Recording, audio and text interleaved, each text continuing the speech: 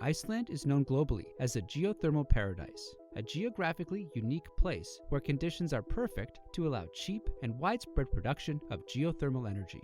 These conditions include rocks with a lot of pore space, water inside the pores, all in a region where there is a lot of heat very close to the surface.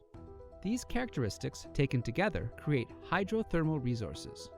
We know where most hydrothermal resources that are close to the surface, like Iceland, are located globally.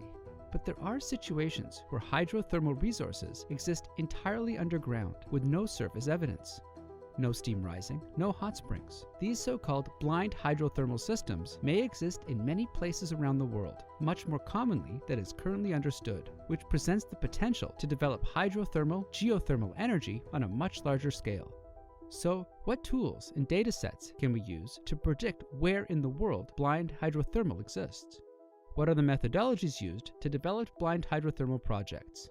And how large could this resource be globally? Let's explore. Great. Well, good morning, good afternoon, good evening, everybody, wherever you are in the world, and welcome to this session.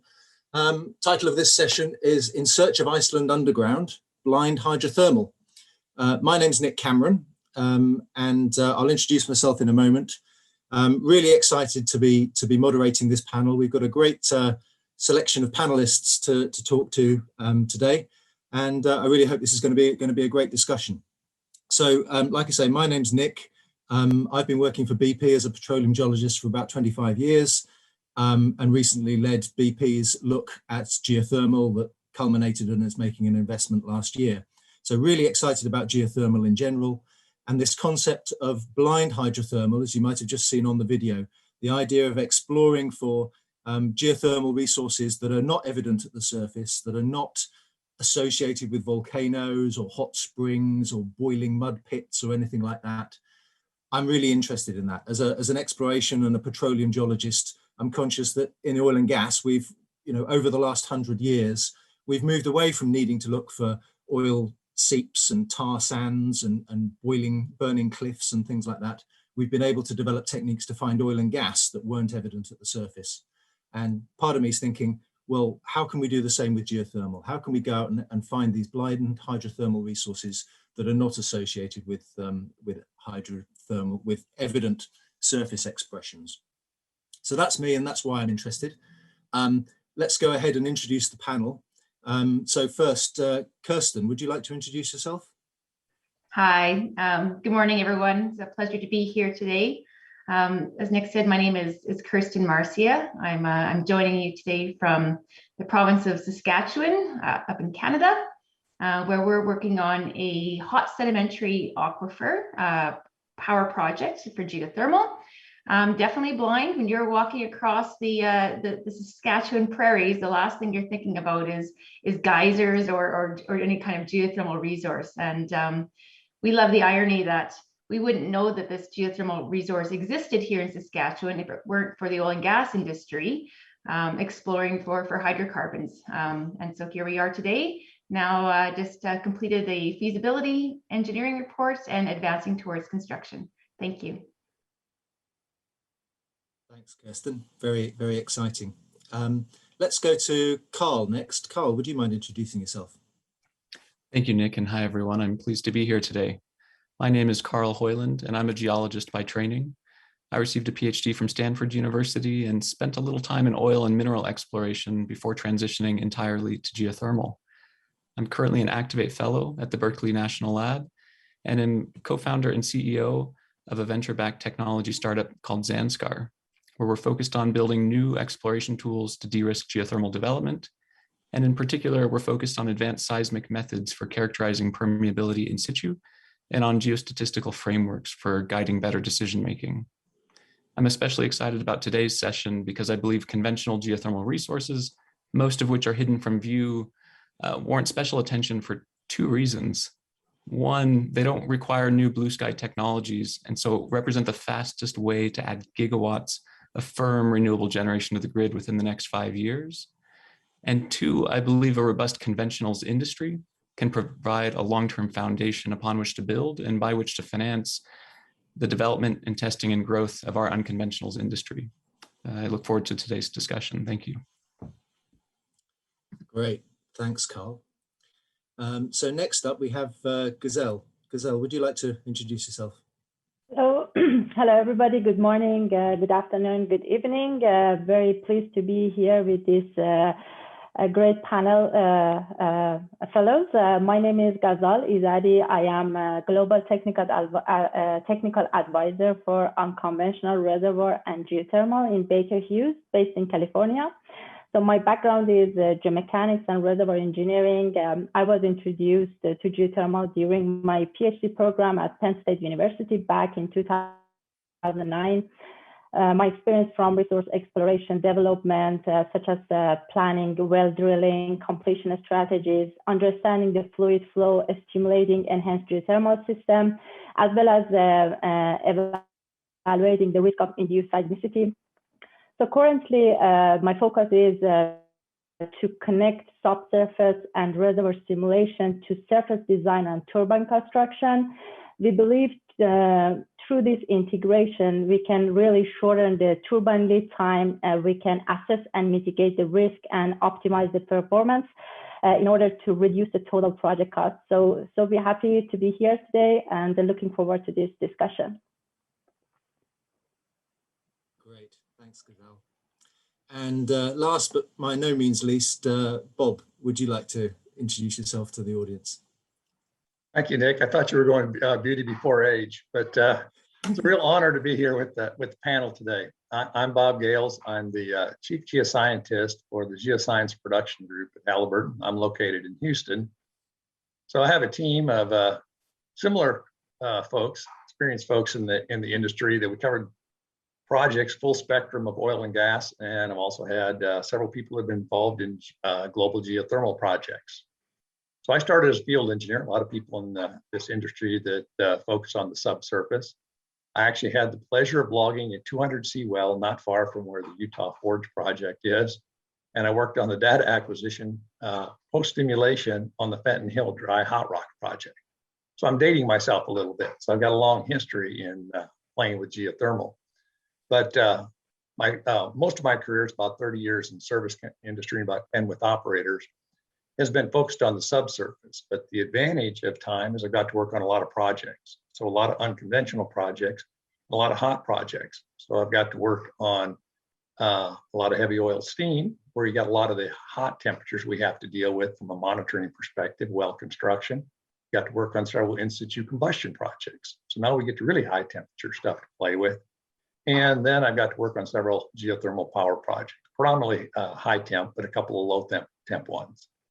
The one thing that interested me was there was a statement yesterday, geothermal is 30 years in the making.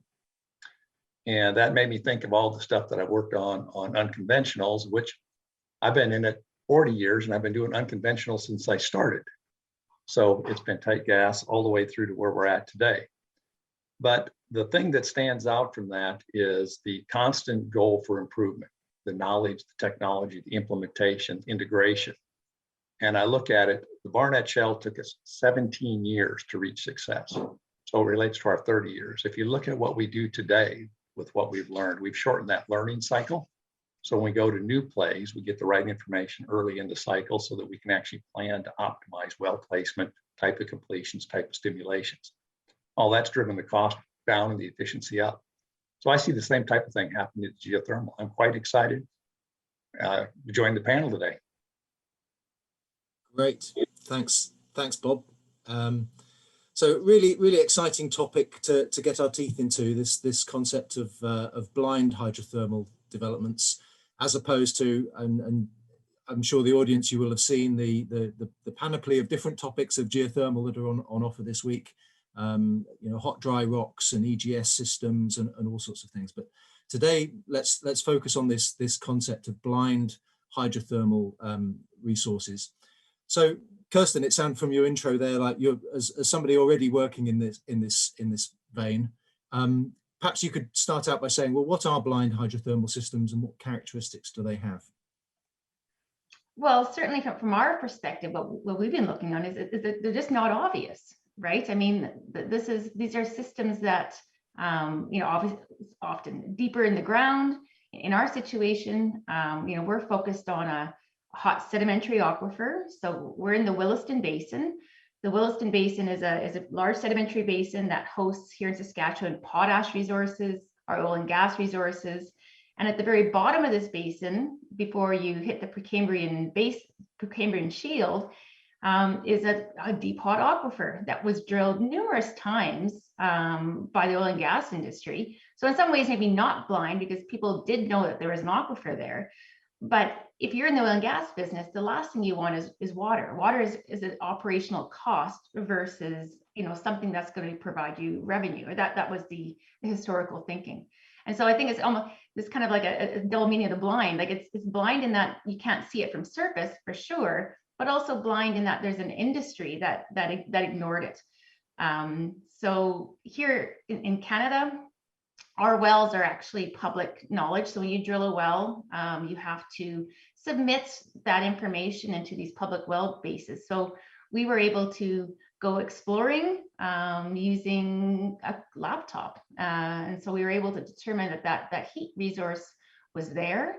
And then Sunsen have drilled numerous wells into it. So that's, from that our perspective, it's blind in that you wouldn't know it was there if you didn't poke a hole into it. And certainly, from an industry standpoint, opening our eyes to what some of these otherwise ignored resources can do. Very good. Thanks, Kirsten. So what other blind hydrothermal projects exist in the world, apart from the one that you're drilling on in the Williston Basin? Are you aware of any other ones? Or Bob, sounds like you've got a lot of experience in the industry. Where maybe to question to you, perhaps, what other blind hydrothermal systems are we already developing? That's a good question. And since I've been mostly focused on North America, I can't answer for the rest of the world. But in preparation, started doing a little bit of research. And so there actually is projects underway and ongoing in several other countries in the world. But I think Kirsten hit upon it about the whole blind. The thing that really stood out, there was a huge study done in the US in 2005. So we've been looking at this for quite a while. And at that time, they come up there with a 2,000 times the amount of energy we could get some sedimentary geothermal in the US as compared to the amount of oil we were pumping every day. Wow. If you look at just the Western US with an update of that was done recently, there's 500,000 megawatts of sedimentary basin geothermal source available. And the biggest chunk of that is probably going on in the Great Basin out in the Nevada area, where they've been increasing the production. That's a huge resource just in the US alone, I guess. So where else in the world do you think? I mean, obviously in the title we've got Iceland, finding Iceland underground, and Iceland, as the video said, is hugely familiar to many people as a center of volcanism, sitting on a hot spot on a plate boundary. And obviously conventional geothermal is developed around the world in places where we have evident volcanism, plate boundaries, Pacific Ring of Fire, things like that.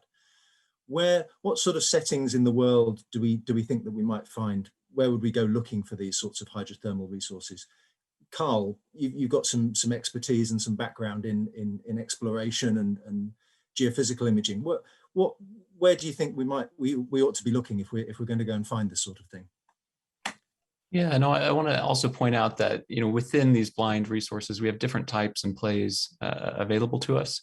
And really, historically, the only type that have been successfully developed have actually been blind fault-hosted systems, which is really the dominant style in Nevada or Great Basin style geothermal systems, which we're also finding in East Africa or Turkey. And in these systems, it's worth pointing out that half of the operating geothermal fields today that are fault-hosted were discovered entirely by accident. Whereas the other half of those fault-hosted systems actually had hot springs or geysers, fumaroles at the surface. And so I think it's pretty telling to think about that, to realize that our exploration capabilities are still somewhat unproven and immature compared to oil and gas, as you pointed out at the beginning, which got away from seeps and accidental discoveries long ago. And so for us, at places where we know there's high heat flow, and where we know there's natural permeability, whether that's faults, which is kind of the easiest target and has been our primary target to date. But increasingly, we're finding some of these deep, hot sedimentary basins can also have natural porosity or permeability, which can be commercial in some cases. And so, yeah, primarily targeting those two features, high temperatures and permeability. The Great Basin offers one of the best opportunities here in the US. And similar to as Bob pointed out, when you run the numbers on it, you start to realize that just that conventional opportunity, which doesn't even require stimulation or advanced technologies, is potentially larger than the entire conventional oil reserve of the Gulf of Mexico. And so I think we often underestimate how significant of an economic opportunity this is, as well as that opportunity to help with the energy transition. So, Gazelle, you mentioned earlier about the sorts of plants and turbines and things for development. We're talking about something slightly different from a subsurface setting from lots of geothermal that's currently developed. Are we still talking about the same sorts of mechanisms for development of converting that geothermal energy into power or useful heat? The same sorts of temperature ranges as we'd find in other geothermal settings? Could you tell us a little bit about that? Sure. So if you, as you mentioned, Nick, when we are looking at the traditional geothermal activity and the marketplace, it's more around ring of fire, which namely we can count from the entire coastal area of the Pacific Ocean in Asia, expanding to coast of California all the way to Chile. So most of this ring of fire area, we are looking at the volcanic system. However, the geothermal would be categorized in two segments, right? Power generation, which as of today, we have around 15.9 gigawatts installed capacity globally. And when you look at the district heating, which we are looking at a different type of geological setting and the temperature group, we have developed around 7.3 gigawatts. So based on the geological condition, the fluid composition, and the temperature group, we need to provide the right solution at the surface side. So there is an interesting research by Rystad that we are going to see a big shift, right, in the next 5 to 6 years, that most of the hydrothermal activities was currently in Iceland and Turkey, which is coming both from Europe side, and this shift is going through the Asia Pacific, which goes through the Indonesia, Philippines, Australia.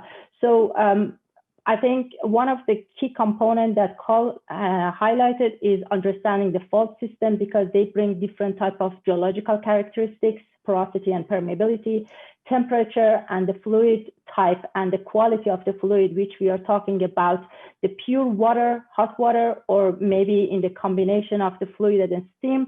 So based on this type of fluid characteristics that we get from downhole and the temperature and the rate of the fluid, so we need to get these components in order to select the right technology. Either it's a steam turbine, different type of system, either single, double, or triple flash, as well as ORC, which is both for lower and higher enthalpy fluid system. Right. So both flash systems. Could I stick something in quick there, Nick? Sorry, Bob. I wanted to build on that a little bit, because you look at most time we typically think of power when we think of geothermal. But it's quite interesting, if you look at Europe today, there's a real increase in the amount of geothermal. So now we're getting to the low temp stuff that is actually being built around area heating, whether that's industrial, commercial, municipality, things like that. And I also think the efficiency of the heat exchangers we have allowed us to migrate that temperature down even from the power side. I mean, you look at the project Kirsten's got, it's probably a good example. So just wanted to throw that in as a add-on to the geothermal market. Thanks, Bob. Kirsten, let's bring you in there. What sort of temperatures are you looking at in your developments in Saskatchewan there? So our resource is about 125 degrees Celsius. So, certainly on the lower range of geothermal, this is not, this is not steam rocketing out of the ground. Certainly doable. To Bob's previous point, this is very similar in temperature to what you would find in Munich in the Molasse Basin. So definitely in the realm of economically viable. But the key in these lower temperature blind resources is volume, right? We talked earlier when we met the other day about the analogy that, I'm sorry, and I didn't say this in my introduction. I've got a mining background, and so I always kind of flip this over to some of these terms, and that, if you have a lower temperature resource or a low grade gold mine, you have to mine, a lot of, in our case, fluids in order to get the same amount of heat out of the ground. And so the key in these is mentioned is that not just the heat, but the permeability, so that you can flow these projects at really, really high rates. And coming from the oil and gas sector, the rates that we're moving these fluids at, confuse the oil and gas industry, because you would never produce an oil well at anywhere near the rates you would produce these lower temperature geothermal projects. And so, just from our perspective, we drilled a number of wells, and it was a tap on the shoulder from the oil and gas guys that I'm working with, and they said, Kirsten, you can keep drilling your vertical wells. That's cute, or come and join the advanced technology that the oil and gas industry has developed and start drilling horizontal wells. We believe that is really going to be key in these lower temperature blind systems. You need to embrace that horizontal technology in order to get the volumes that are required. Yes, yeah, absolutely. And my first job with BP 25 years ago was drilling horizontal wells. So it's something oil and gas have been doing for a long time. But right. Yeah. We don't tend to produce, sort of 60, 70, 80,000 barrels a day of fluid out of them.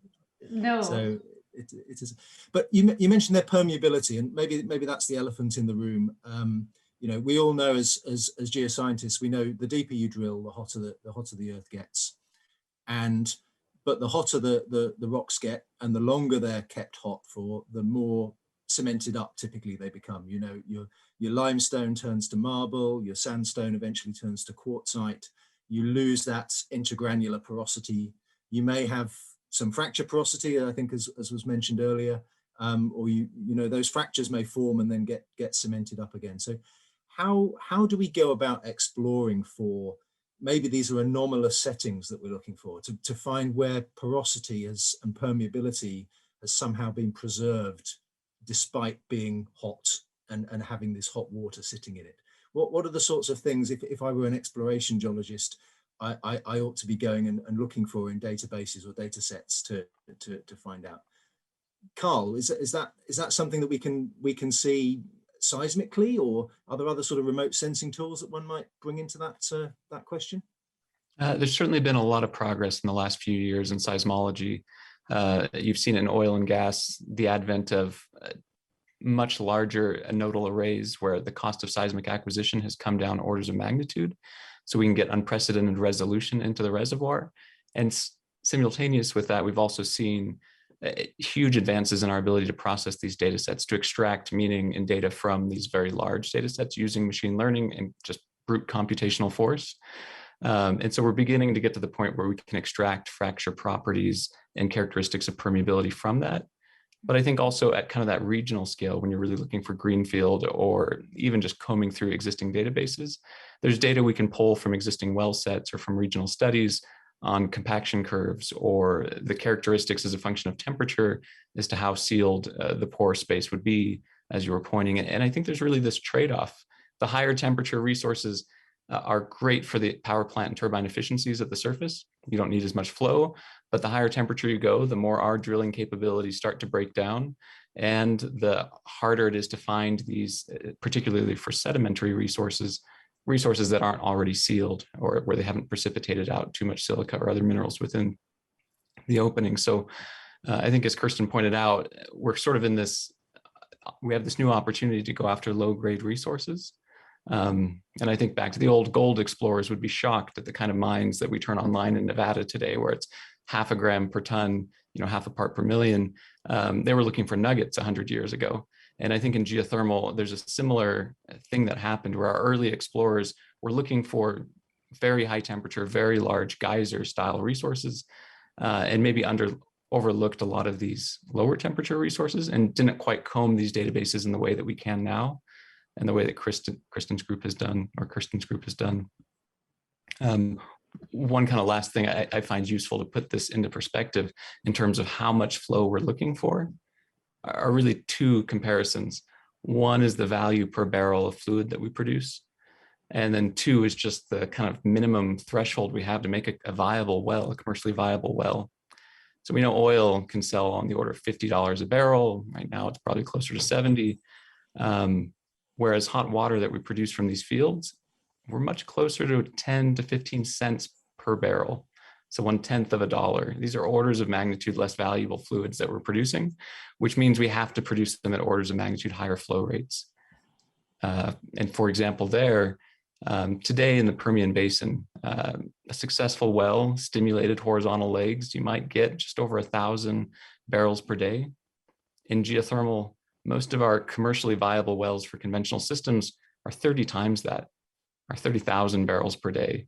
And this just presents a whole new challenge when it comes to characterization. It means we have very little margin for error, and we really have to get better at characterizing the subsurface prior to drilling. And so to your question, the tools, we need ways of better characterizing the stress states, the fracture properties, characterizing what we're going to get before we drill and how that reservoir will interact.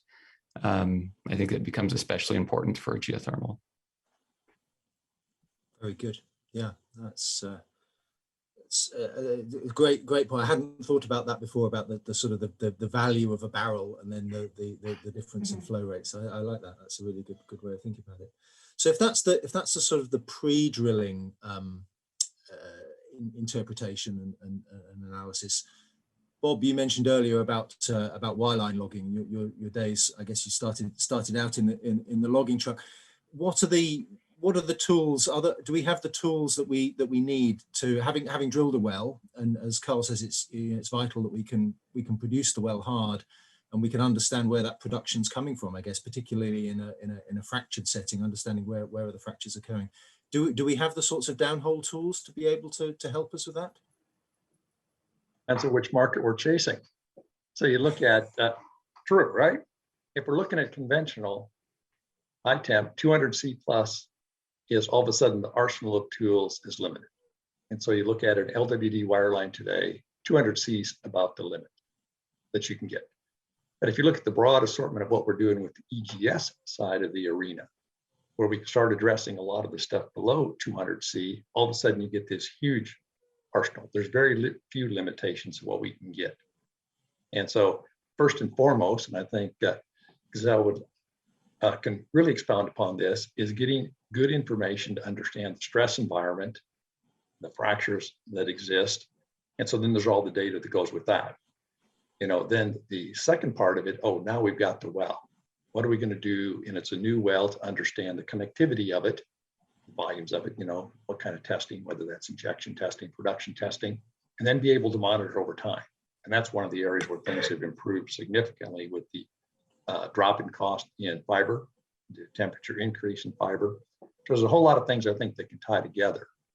But I think Carl hit upon it. A lot of the things that have been done in the last 5 years is integrating that data, piling it together, and actually using that with a bunch of AI stuff. I think Stanford published one, I think it was 17, of using that to be able to find, here's all the things that work for success. So these are things I got to be looking forward if I'm going to try to replicate that. So just things that help from an exploration, but then also from a development. But Gazelle can add to the component. The key part is understanding the geomechanics, whether it's a natural fracture system or an EGS system, we're going to create it. Gazelle, do you want to respond to that? Yeah, thank you, Bob. Yeah, I fully agree with you, and thanks for emphasizing on that. I think I would like to combine what Carl mentioned and Bob said, right? So one of the challenges today is that how we bridge the gap between different scale of data. So what we see from the seismic information is in the meter scale. When we are talking about the well log data, which is, for example, for fracture characterization, we use borehole imaging, right? High resolution borehole imaging, which is, we can see centimeter from the wellbore.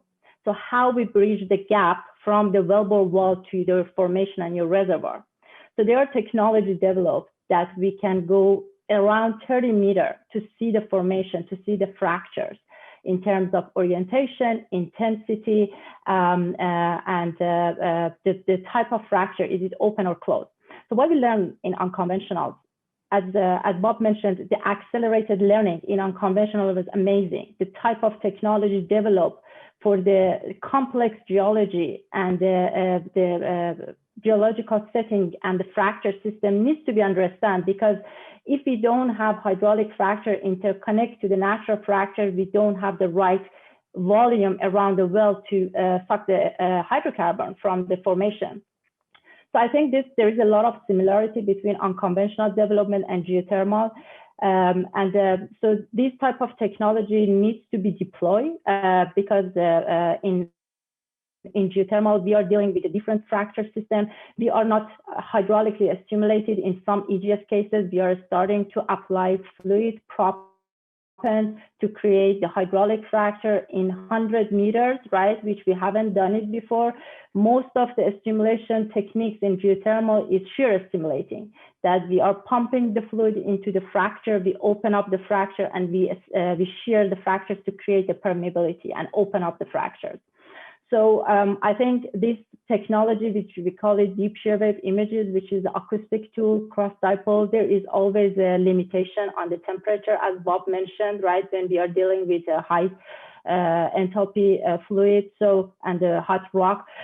The other piece, which is very important, is that why not we are using our cutting analysis during the drilling. So there is a lot of information we can gain on the mineralogy, right? And the type of mineralogy that we are dealing, because ultimately the mineralogy dictates how the heat capacity and the thermal transfer from the fluid to rock to your wellhead.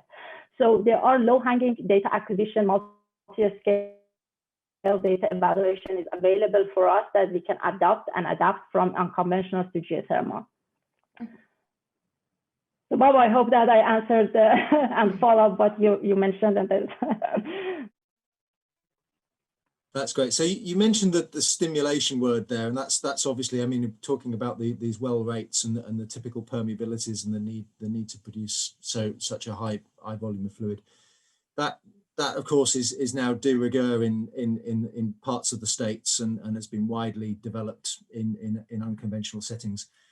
Do you have any concerns about the broader applicability of that around the world? Is this something that can be more readily done in geothermal energy than perhaps in oil and gas? Is it going to be more acceptable in places like Switzerland or southern Germany was an example that was mentioned earlier? Or have we got issues to deal with there if we want to really develop these resources in those sorts of situations? Is it a PR thing, or is there a real need to develop new technologies in those areas? So I think this is a very good point, right? And it's not all about the technology deployment; it's also about regulation, right? So we need to talk about induced seismicity and the triggering earthquakes, which goes back to the fundamental of geomechanics. What type of a stress state we are dealing, what type of fracture system, how we drill these wells. When we are starting to pressurize these fractures, are we creating earthquakes? And then we are talking about micro earthquakes, it's below zero, right? And some people say, what does that mean? Magnitude below zero? Yes, -2, -3, maybe we need to monitor it, right? So I think a robust monitoring system in order to act and prevent any of the damage that you may bring to the system. And you see that last year in France, the project was shut down. We had a similar situation in Indonesia, because you are creating some large earthquake around 1 or 2 magnitude, that the project should be shut down. But if we do our due diligence to understand geomechanics, and when we are deploying the operational strategy, make sure that we assess the risk and mitigate the risk by the monitoring the system. I don't think that we may have some issues that we cannot prevent if we put those system in place, like a traffic system that we did in unconventional. So when the rate is huge, like what we saw in Oklahoma, and you see huge earthquakes, everybody thought that it's because of the hydraulic fracturing, but it was not. So it was because of the wastewater disposal injection. So again, this type of monitoring really allow you to understand what's going on in the subsurface and how you can provide a solution.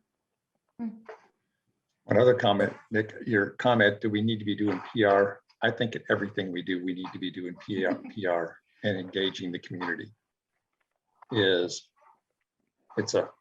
not a us, they, or anything else. Is we don't engage the community to understand what we're doing, to do it safely, how it's going to benefit them and everything. You know, we're missing a real opportunity for involvement. I mean, I look at it as, I think Kirsten probably has an interesting story, is how do you gain success in something that even in an area where drilling, oil and gas and everything is accepted, but she's doing something different, you know? And so, yeah. But I do agree is one of the things that is, if we don't do it right, plan in advance, understanding the risk and do everything we can do to mitigate the risk, then we end up creating an adverse situation that has an impact on all of us. And with the need to go through this energy transition, just to supply the increased demand we need for power, those are things that we don't need in the geothermal industry or anything from the energy industry. Yeah, education is king. So, you know, where we're working in Saskatchewan, this is the heart of oil and gas territory in this province. And so, I mean, the people in the community, the farmers in the area are really, really comfortable and aware of whether it's horizontal drilling or hydraulic stimulation. And so having that baseline, we didn't have to do the work, right? The work was done for us by the oil and gas industry in educating how does this work? What are the risks? You know, what's the process? People are really familiar with it in that area. So we're very grateful that we haven't had to do a lot of very specific PR about drilling and the possibility of stimulations as well. Yeah.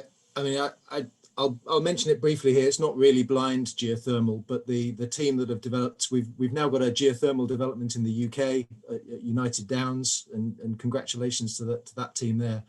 But I will say, watching that from afar, the way that they've engaged with their local community and the PR and reaching out to schools and bringing in other businesses around the whole thing, it's got a very different vibe to it. From looking from it from an oil and gas perspective, it doesn't feel like an energy development. It feels, you know, it looks like a community development, and I think that's to their credit. Now, that's blind geothermal is a bit different, but it's what they've done there in terms of the outreach and information and education, as you say, I think is salutary. I think there's maybe something we can learn there.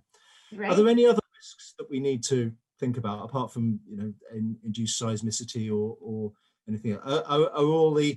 Do we understand enough about the way that fluids flow in these, let's say, these sedimentary systems? We've got decades of experience of producing oil and gas or re-injecting produced water and things like that.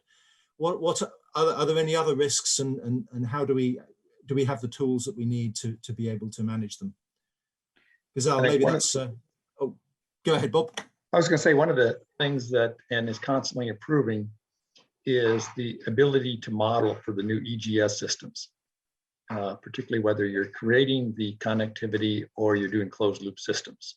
You know, when we look at it as a building heating system, you know, radiator system, we've been very good because we've been doing that for hundreds of years. But as we start doing that downhole and understanding how much fluid are we going to have to move, how much reservoir contact are we going to have, reservoir being the heat contact, we'll be able to get the type of rates that we need. And so there's been tremendous advances in that side of the system that help reduce that uncertainty as we start planning, because in the end, that's what our managers and the bankers are going to want to know. Will these projects work? Absolutely. And, you know, just to follow on that, and your question, Nick, do we know enough? Well, the reality is no. I mean, every one of these systems is going to be different. Every system is going to have its unique challenges. You know, whether it's finding that fine line between you know, deep enough to be hot enough, but not too deep where you're losing your permeability. You're going to have different fracture systems. You're going to have different water chemistry situations. It's a real challenge. Each system, there is never going to be an analogy. It's like, well, this worked in this one location, so we just do exactly the same thing and it'll work somewhere else. And I think, you know, from, you know, as a geothermal community, I think this is one of the things that we see is makes these projects hard, right? If they were super easy, everyone would have done this a long time ago. They're hard, they're challenging. There's a lot of upfront costs in identifying and characterizing these resources. And, you know, I think that these projects, even 10 years ago, wouldn't get the grant support, the equity support, because those challenges are real. Today, I think we can all say the world has changed and that there's a lot more interest and support in working through those maybe upfront costs, those upfront challenges in characterizing these blind resources, because it's worth it, right? It's worth it. People want to get behind these projects from a dollar standpoint, from a regulatory standpoint, and get these projects to the finish line. Great. Zoe, do you have your hand up? Yeah, so I just want to add another aspect, which is more related to the production challenges, right? So we need to keep the flow. So the other two key challenges that we are facing for geothermal project is around the corrosion and the scaling, right? As Christian mentioned, so we need to our due diligence, not only to understand the fluid composition, right? We need to understand the fluid and rock interaction at different temperature level. So that leads us to see that, okay, what type of production solution can be in the picture in order to keep the flow going when we see the flow start to decline. So we want to keep up the flow, and then that means that what type of chemical solution could be deployed in the system, what type of ESP pumps could make the flow, assure the flow is going. So I would like to a little bit highlight what Bob mentioned. Can we afford to drill wells to learn from it, or should we bring physics and the models into the picture, right? So if you look at the typical well cost for geothermal is around 36% of the total project cost. And if you look at the global cost per well well construction is around 5 million, right? So when we are talking about the economics, about the viability of the project, so how we can ensure that we don't need to spend 20 million to learn from the subsurface.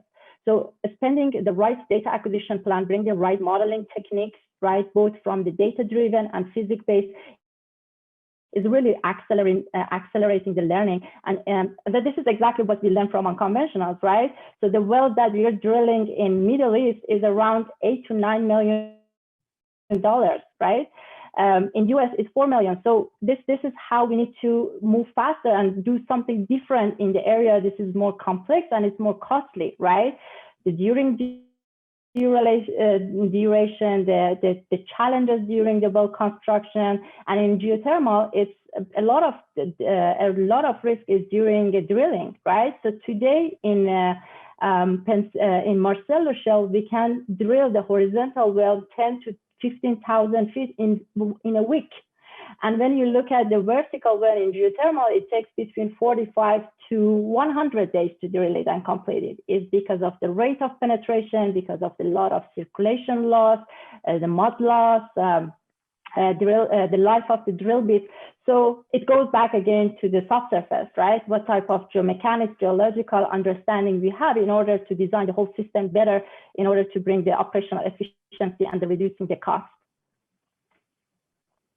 Yeah, I very much want to kind of agree with that. And also what Christian said earlier, that each of these systems is so unique that it's hard to just go to a new area and assume we've already figured this out elsewhere. It's going to work the same here.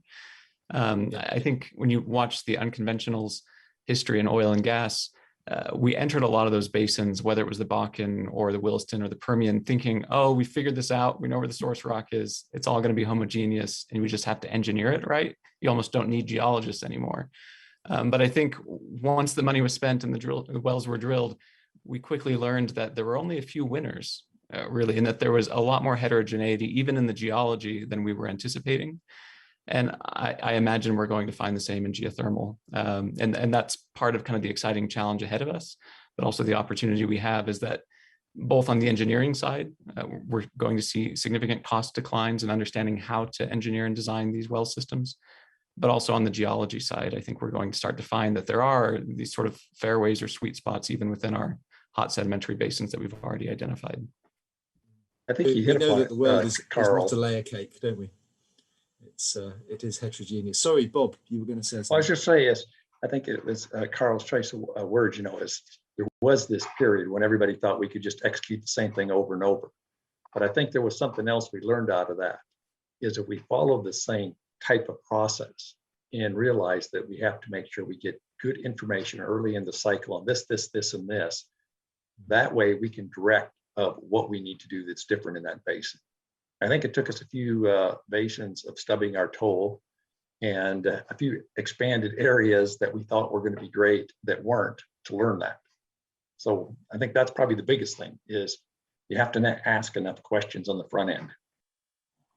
Yeah.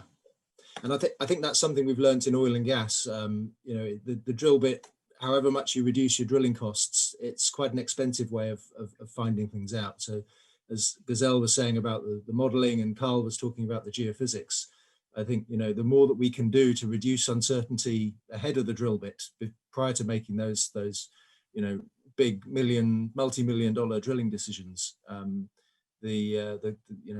seismic's not cheap, but it's cheaper than making some very deep holes in the ground, perhaps. Are there any other geophysical techniques? Just I keep defaulting to seismic, and that's probably my oil and gas background. But are there any other sort of perhaps non-seismic techniques that we ought to be thinking about or developing further in this sphere? Carl, are you? I mean, there are certain tools that are still pretty standard in conventional geothermal and that I think are quite applicable here. We'll probably continue to use gravity to better model these basins. Electromagnetics, resistivity are going to continue to be important. Even at that large scale regional exploration for temperature, there are tools like Curry point depth mapping, or other ways of looking at mantle temperatures or the depth to the brittle ductile transition zone. These proxies are indicators for what the geothermal gradient is and what we might expect in these less drilled or less explored basins. I imagine we'll start with a lot of our well-characterized oil and gas basins as we're kind of getting our feet wet here. But some of the best high temperature resources are probably not where the oil and gas was, right? And so a lot of the Nevada basins where we never found much more than Railroad Valley, and so we stopped drilling in Nevada, those are basins we'll need to go out and characterize from scratch, and we don't have that benefit of relying upon existing well fields or existing seismic from oil and gas development. And so I think there's a lot of opportunity there as well. I think the other technologies we can put it in the category of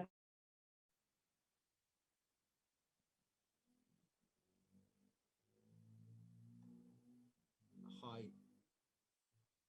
we lost Gazelle? Can you hear me, Gazelle?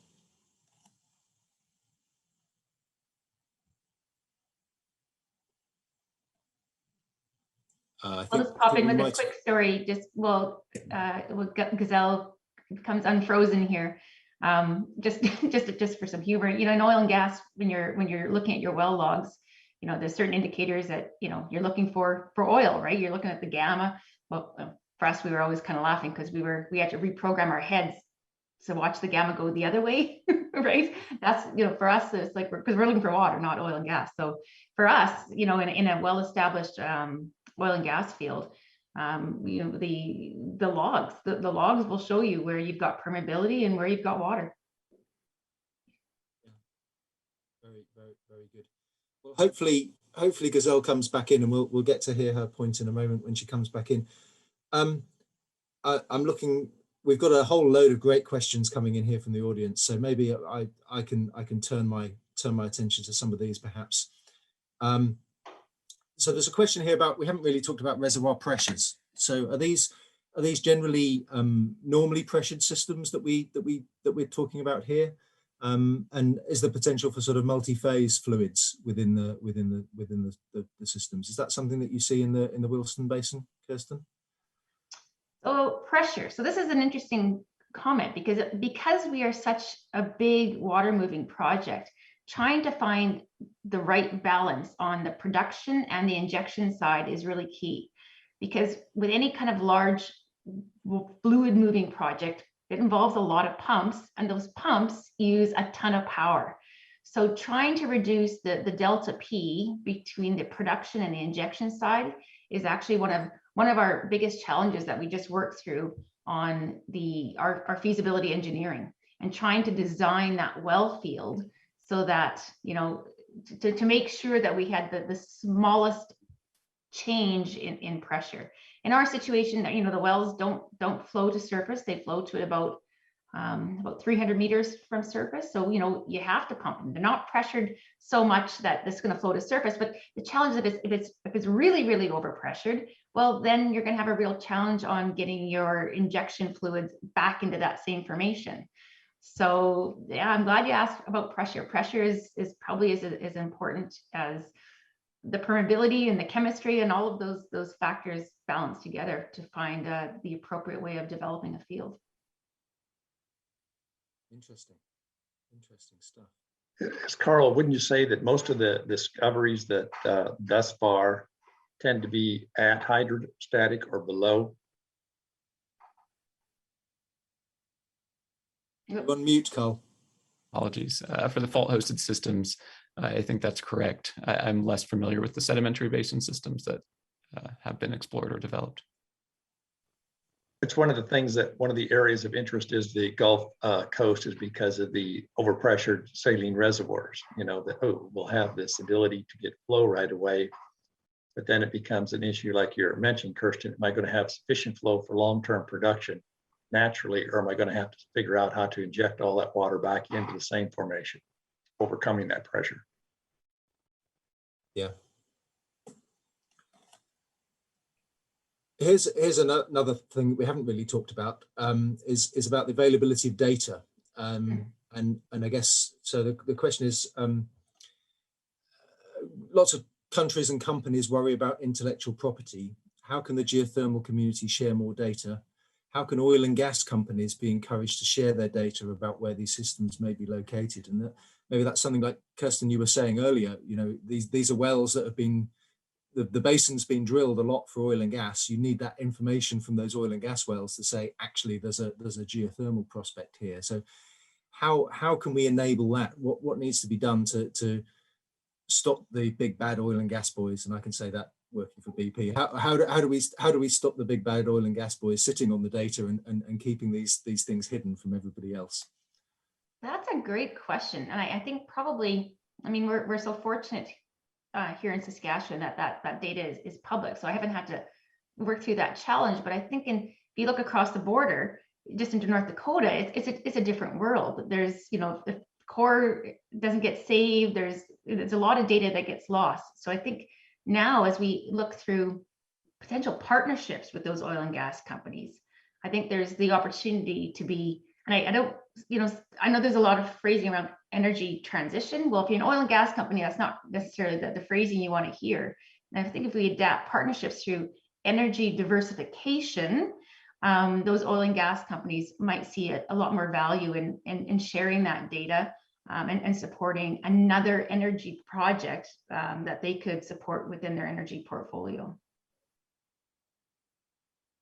I think one of the other things that along that arena, there is a lot of countries, Canada being one of them, that there's tremendous amount of information available.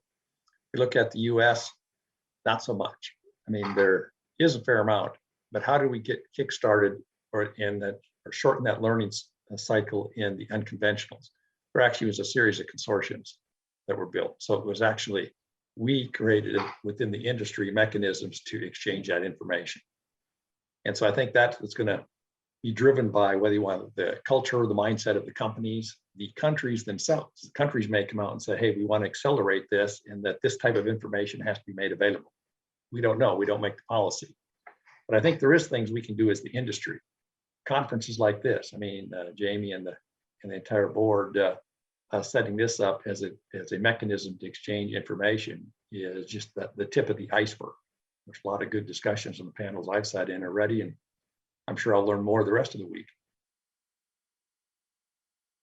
And certainly, I think, you know, again, encouraging in these areas where there is data that isn't being shared is you know, trying to be able to communicate that, listen, there's more than one resource developer can play in the same sandbox, right? So, I mean, if we're a geothermal company isn't interested in the oil and gas data, so that data can be trimmed so that you know, these projects can coexist at the same locations. There's nothing wrong with that. Very good. Gazelle, I see your name appearing here now. Hopefully are we able to hear you? Yes, sorry, we have a power outage here, so I'm connecting with my phone. The irony, if only you had a reliable source of energy that was low carbon and 24/7. Which maybe that's as good an intro into that. We talked a little bit earlier about the risks, but the opportunities and the value of geothermal here. Does blind hydrothermal systems, do they offer the same advantages that we'd see in other forms of geothermal energy? 24/7 power, low surface footprints, those sorts of things. Gazelle. Yeah, this is a very good point. Actually, I am thinking about going outside in California around the area I'm living to find some blind hydrothermal, because it's not acceptable not to have a power. So no, I think Nick, this is a very good question, and I don't think that the blind hydrothermal is different from the other source of or other systems, right? The only thing is that we need to think about how we better find and characterize these type of systems in order to make it economical and viable. The heat is under or beneath our feet, right? How we can use it. And we are seeing different type of systems. For example, Kirsten mentioned that in Canada, we found this hydrothermal system, which is in the range of 120 degrees Celsius. And then we see some in Africa project, like Kenya or Djibouti, that the temperature level is higher, but we don't have enough learning from oil and gas, right, in order to reduce the cost of the characterization and make this energy live in order to produce electricity, right, from heat to electron. So, but in summary, I don't think that there is any difference between the type of geothermal power that we are generating. The only difference is that how much cost and risk we are dealing with, right, for different systems if we are not doing the process and evaluate and assess the risk and bring the right technology for the development. Very good. Very good. I'm looking down. Jamie's been very efficient here in sending me all these great questions from the audience. I'm looking here. There's a couple more that have come in. This is looping back to the conversation about logging and high temperature problems. The bottom hole circulation temperature in properly cooled wells can be less than the formation temperature. Standard mud motors and MWD are within their limits. Is that a valid statement? Can we cool the well sufficiently to run the existing tools even if the formation is hotter? There's a bit of a gamble, isn't it? If you have to interrupt your circulation and then your tools are suddenly too warm. One of those questions, you can say, yes, we can do it. And they'll say, but I want to go to 300 C. And I'm going to say, no, we can't do that. And so you look at in geothermal drilling using mud chillers, or even in deep oil and gas wells where we're pushing 200 C or plus. That's very common that we use mud chillers to cool the mud before we circulate. And the whole purpose, of course, is to improve the reliability of the downhole, the BHA, to be able to get information. And so there's things like that that we can adopt from oil and gas to the geothermal arena. But like I said, it gets down to what's the temperature we're targeting. 200 C and below is the odds go up significantly that we can get all the information we need. We start pushing 200 C in some of the deep dry hot rocks projects that are proposed, then we'll end up having challenges. Those will be some things that we have to develop as an industry. And I think it's then a priority of information, what we need, so that we focus on the things that'll give us the most information immediately. Right. Comment on that, just that idea of the temperature that we need to reach. I think it's worth remembering there are hundreds of gigawatts worth of geothermal below that 200 degrees Celsius threshold, closer to 150 Celsius. And so I think a lot of the drilling technology we already have is ready to go, ready to be mobilized. And so when thinking about the opportunity, we still have these challenges, the high flow rates, characterizing these resources, but there's some unique benefits or upside to geothermal that I think the oil and gas industry can appreciate or benefit from. One is the fact that we sign long-term contracts at fixed prices on these, right? And so if you develop one of these fields, you're going to have a 30-year consistent stream of revenue. And that's something I think most oil and gas majors wish they could have, rather than being subject to that long-term volatility. And so what kind of confidence or support can that provide to that entire working industry? Other aspects, though, is it's not just power that we're selling. It was already mentioned, the direct use and the downstream applications, as well as mineral co-production. And so there's a lot of other value we can extract from these resources. And so I think it is really worth recognizing we have some near-term challenges, but we've only really touched the tip of the iceberg here. And it's exciting to think that we're benefiting already from the transfer of learning from oil and gas, who have drilled orders of magnitude more wells than geothermal has. But we're also going to see other benefits from getting to scale. For example, just our power plants are getting more efficient each year, each decade.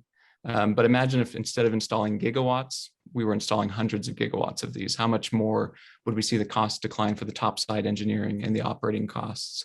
So I think across the board, sedimentary and these conventional resources in particular are about to benefit from all of those learnings and cost declines. Along that area, haven't you also seen, Carl, that from the topsides, the modular construction, which is one of the things that oil and gas went to modular production facilities in new countries to ramp up as the production increased. So doing that for geothermal, what do you want to call incremental bites as you bring wells online? Yeah, huge benefits there in cost and installation, and the ability to even move them when a project is done or the power is no longer needed there. That was something geothermal never had the option or ability to do. And so it kind of takes away some of that risk for your capital expense. Nick, I want to add one more to these questions. So I would like to highlight about the project that we finished in Iceland, because our conversation is Iceland. And one of the hottest, deepest well, which we drilled a few years ago, around 300 degrees C. So what we learned from this project is that the drilling of this challenging, hostile environment needs and requires the optimization of the system. What does that mean? It means that it's a combination of the bit selection technology, hybrid bits, the type of drilling system, as well as the fluid that we're using.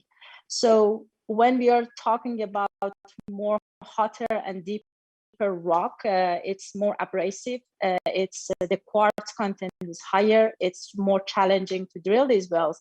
However, this type of integration of the technology and tools in order to drill these wells, and how long we need to stay in the hole, and what type of cooling system we need to introduce. So this is not new to us, right? So we have been drilling these high temperature deep wells for years.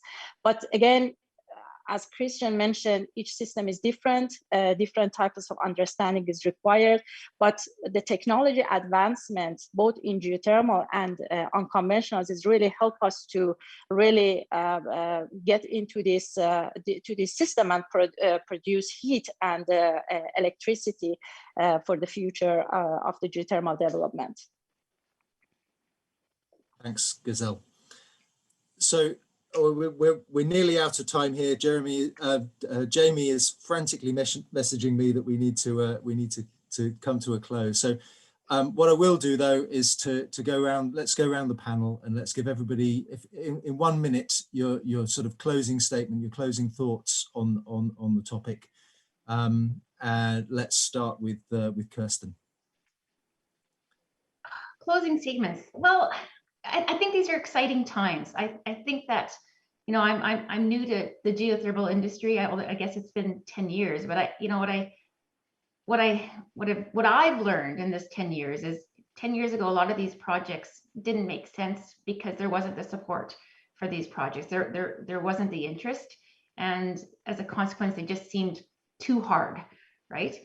I think what we're seeing today, the fact that we have this panel and we're having this discussion and we're seeing the excitement about these lower temperature resources, it gives me enormous enthusiasm that, you know, what we'll be talking about 10 years from now is that we'll have established many of these more challenging, invisible geothermal resources.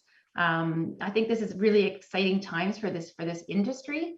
You know, where, you know, 20 years ago, 30 years ago, the easy ones were developed. And then there was kind of a quieting period in the geothermal where some of the harder ones seemed too challenging. And here we are today. These projects are being advanced. We're having, you know, a great discussion of all the various technology, whether it's seismic or what have you, all the tools and technologies that we can apply to make these projects easier and to get these projects developed. And so just in closing, I say it's a real pleasure to be part of this panel and have this discussion and see this optimism for this brand new segment of the geothermal industry going ahead. Great, thanks, Kirsten. Carl, let's go to you next. Briefly, your closing thoughts. Similar to Kirsten, I'm just very excited to see this energy here. And I think it's worth noting, you know, it's not just that we're coming together to talk, but we're seeing capital flow into the space. We're seeing human resources flow into the space, and all of that is necessary. We've seen more venture investment into geothermal in the last 12 months than we've seen in the last 10 years. And I think that's telling, you know, both for the market changes that we're seeing, but also that willingness to transfer into it. I think though with that, it's always worth recognizing whenever we get excited, we sometimes get ahead of ourselves, and our excitement can set us up for spectacular disappointment when we realize the real timeline, right? The real hard work that's ahead of us still. And so these are the early innings. And I would expect that we're going to have our cylinders of geothermal, right? We're going to have a spectacular failure or two, maybe even an induced earthquake somewhere. And I would hope that when these occur, the investors in the space, that the media and that we ourselves don't lose our excitement, but that we judge each project and each technology for its own merits, for its scientific potential, and that we sort of stay that long-term vision. Thanks, Carl. Bob, your thoughts. Thank you for moderating this, Nick, and it's been a real pleasure being on the panel with the rest of the people. We could probably go on for the rest of the day. Enough diversity and enthusiasm. I guess I'm excited about it. Well aware that we're going to have the ups and downs. It's happened in every development, but having been involved when we started with tight gas, COVID, methane, or all these things, all that occurred. And like I said earlier, the thing that excites me the most is I think we're better at knowing what we don't know. So when we plan projects, we plan at the front end to get that information, to reduce that uncertainty quicker so that we shorten that learning cycle. But I find it quite interesting when you look at drilling the DJ Basin 40 years ago, and it took them a week to drill a well that was 8,000 feet deep to do a vertical completion. And today we can drill something with a 2-mile lateral at that same type of depth, and the whole well is done in less time than it took to drill a well before. You know, it's drilled, encased, and ready to complete. So it's an amazing thing what we can do with technology and a mindset. You know, here's what the goal is, and then putting our mind to solving the problem so that we can do it cost effectively and efficiently. So I think we'll see the same type of process as we go forward in geothermal. There'll be this real blending of knowledge, and then the unique characteristics or challenges that we have is there's a lot of brilliant people who come out there and say, if we just twist this, whether it's materials or whatever, can make a big difference. And I'll just mention one of them. It's like the problem with corrosion is, so Europe's doing some very interesting thing. They're going to glass reinforced epoxy lined production strings. And the whole deal with the hardness and stuff, the scale just doesn't like it. So it extends the life between having to work over wells. So just little things that are already coming in the industry. So thank you, Thanks, Nick. Yeah, thanks. We're over time, but Gazelle, very briefly, your closing thoughts. Yes, thank you. I would appreciate all of you, my panelists, fellow Nick. Thank you so much for moderating this great session, and to Jamie. I'm short, so it was great conversation. So we need technology, we need new commercial models, we need new financial approach, right, for geothermal development. And the last but not least is about talents, how we can adopting and develop talents that we can bring into this system, right, to this energy frontier segment, because we are committed to be net zero. We are committed to take energy forward, and I think it's going through the close collaboration between academia, technology companies, developer, and the government. So thank you so much, and I appreciate all your times. Great. Thanks, Gazelle. And I'll just close by saying thank you very much to the panel. It's been fantastic talking with you all. So much experience and expertise and intelligent thought about this area. Such an exciting area of geothermal energy, and one that I'm sure that we in oil and gas can turn our heads to, and hopefully our investments to help decarbonize and to provide those important, low carbon 24/7 sources of energy that the world needs. So I won't talk anymore. Jamie wants me off the air, so I'll just close by saying thanks everyone. Thanks Jamie for the platform, and really looking forward to the rest of the pivot sessions. Thanks very much. Bye. Thanks, Nick. Thanks. Thank you.